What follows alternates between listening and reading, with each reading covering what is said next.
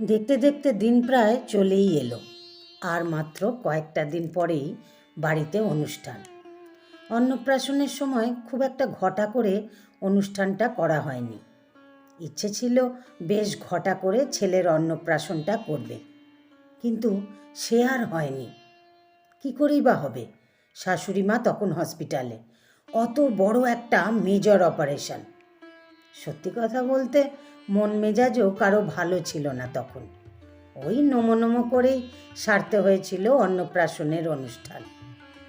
মধুমিতার প্রথম থেকেই ইচ্ছা ছিল ছেলের 5 বছরের জন্মদিনটা বেশ জাঁকজমক করেই করবে। ইচ্ছে থাকলেও অনেক সময় সময়ের অভাবে হয়ে ওঠে না সব কিছু। তবুও সময় ম্যানেজ করতে হবে।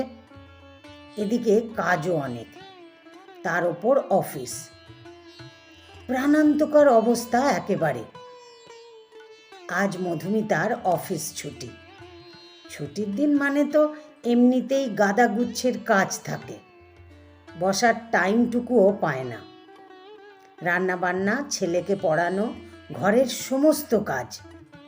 মাঝে মাঝে মধুমিতা ভাবে ভগবান যে কেন 10টা হাত দিল না কে জানে। তবে আজ কাজটা একটু বেশি। নতুন ফ্ল্যাটে জিনিসপত্র তুলতে হবে সব। ঘরের কি কম জিনিসপত্র? এদিকে কাজের ছেলেগুলোও তাড়া দিচ্ছে, দিদি জিনিসপত্র কোথায় তুলতে হবে বলুন তাড়াতাড়ি। 2nd ফ্লোরে, ফ্ল্যাট নাম্বার বি। ও, তার মানে 3 তলায়? এত জিনিস ওপরে তুলতে তো পুরো হিমশিম খেয়ে যেতে হবে। দিদি আর 200 টাকা বেশি দেবেন অন্তত। সে না হয় নিও, তবে ভাই একটু দেখে শুনে জিনিসগুলো তুলবে, বিশেষ করে যেগুলো কাঁচের জিনিস আছে। সত্যিই তো এত জিনিসপত্র, ঘরের সাজ সরঞ্জাম কি নেই সেখানে। বক্স খাট থেকে শুরু করে কাঠের কারুকার্য করা সুন্দর ড্রেসিং টেবিল, সোফা, যাবতীয় কিছু। আসলে সব কিছু মধুমিতার নিজের পছন্দ করা জিনিস। বিয়েতে সব কিছুই বাবা দিয়েছিল। আসবাবপত্র তুলতে গিয়ে ওরা 3 জন ছেলে একেবারে হিমশিম খেয়ে যাচ্ছিল।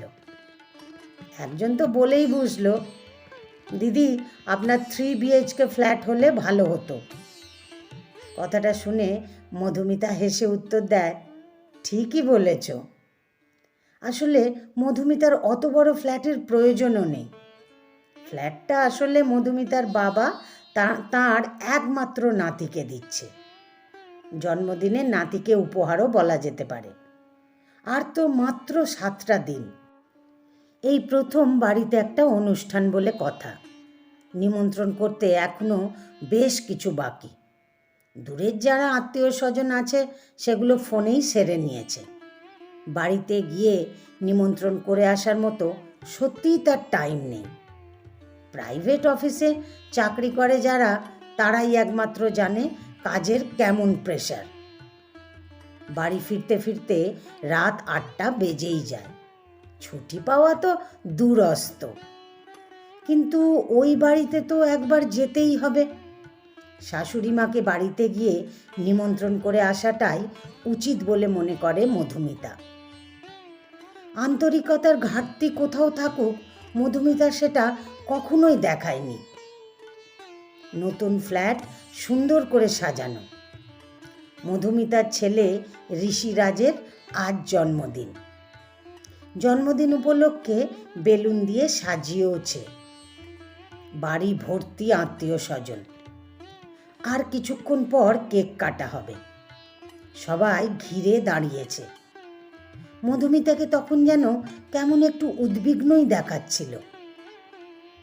মধুমিতার বাবা জিজ্ঞেস করেন, কিরে মা, আর দেরি করছিস কেন?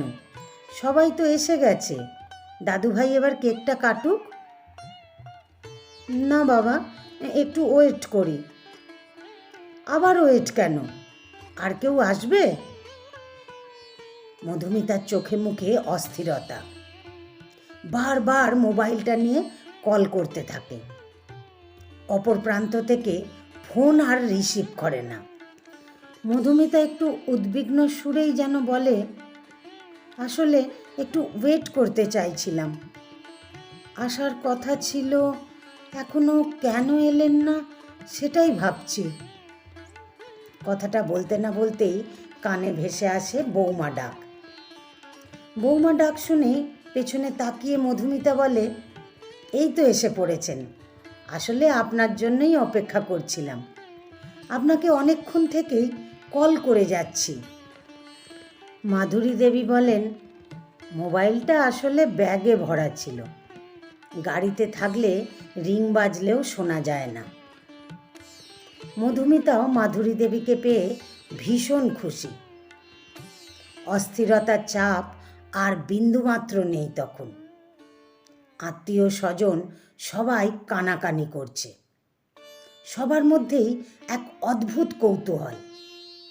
মধুমিতার শাশুড়িকে এখানে দেখা যাবে, এ অকল্পনীয় ব্যাপার যেন।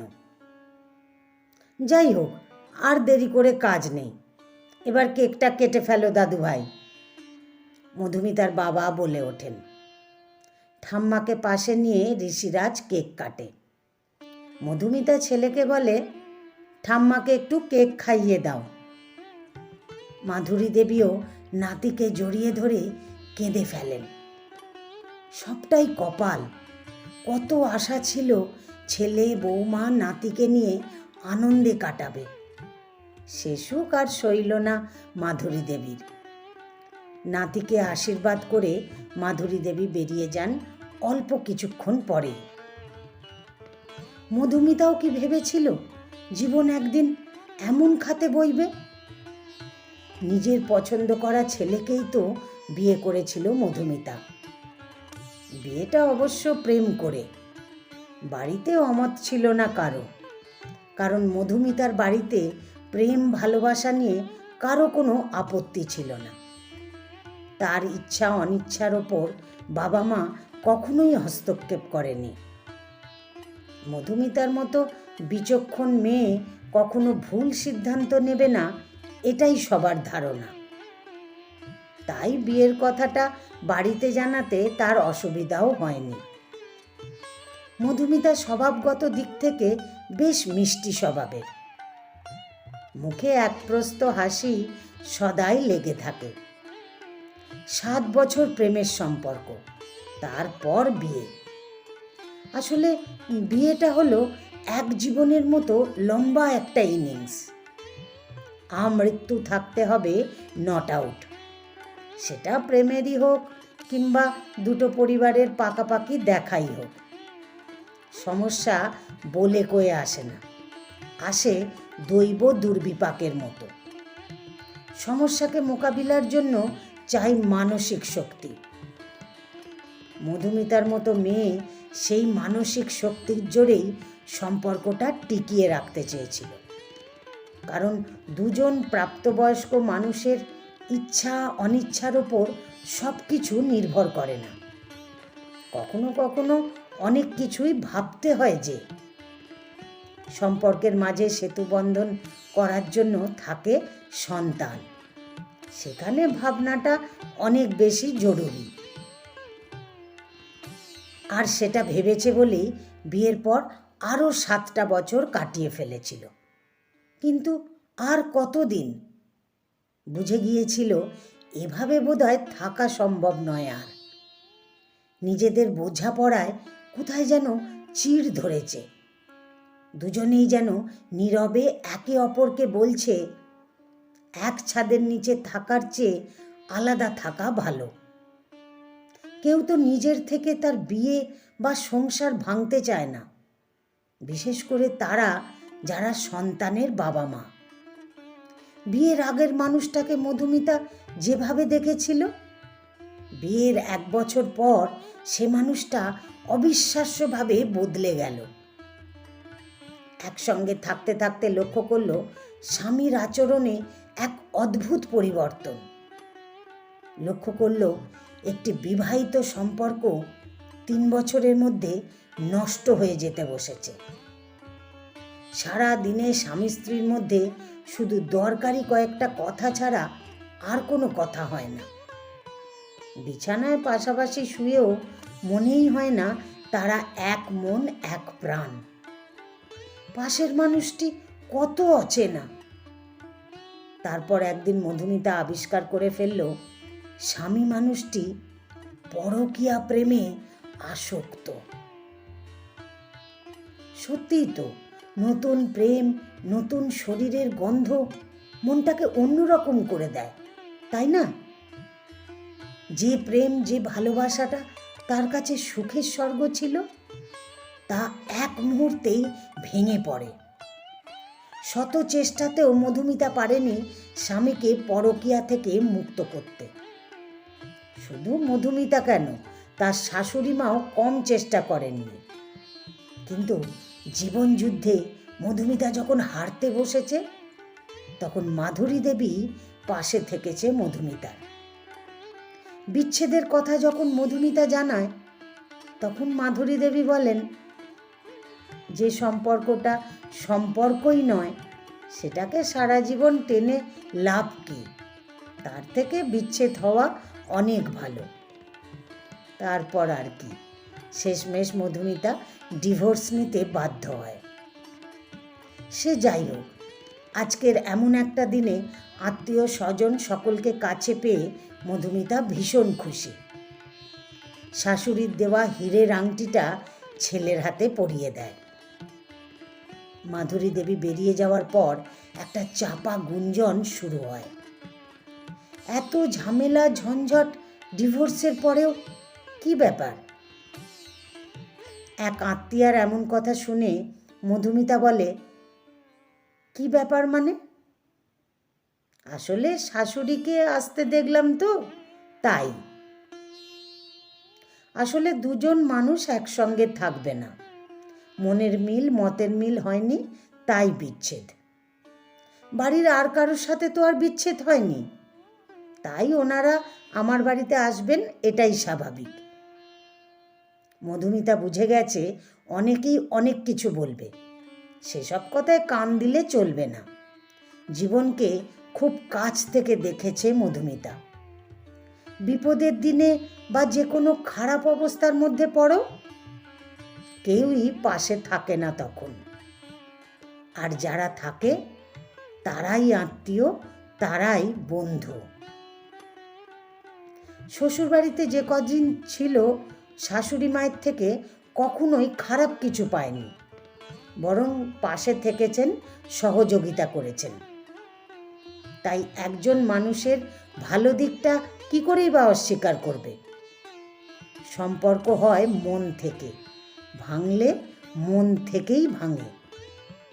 মধুমিতা পারেনি মাধুরী দেবীর সাথে সম্পর্ক ছিন্ন করতে, ওদিক থেকে মাধুরী দেবীও পারেননি। তাই তো বিচ্ছেদের পরেও মধুমিতা মাধুরী দেবীর কাছে বৌমা হিসাবেই রয়ে গেছে। আত্মীয়ার অমন কথাতে মধুমিতাও ঠিক জবাবটাই সে কারণে দিতে পেরেছে।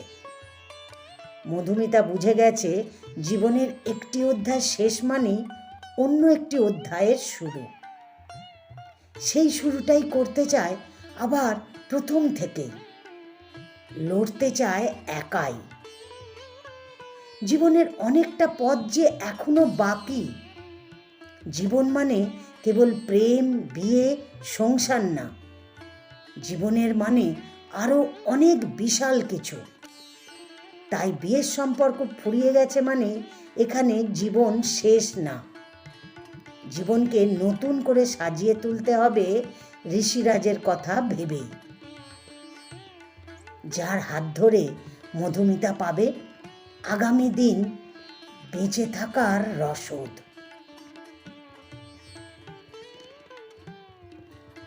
কলমে সরজিৎ ঘোষ। আমার গল্পটি যদি ভালো লাগে তাহলে একটা লাইক দিয়ে আপনাদের মতামত কমেন্ট বক্সে জানাতে ভুলবেন না। আর এরকম নতুন নতুন গল্প শোনার জন্য আমার চ্যানেলটিকে সাবস্ক্রাইব করে আমার পাশে থাকবেন। ধন্যবাদ।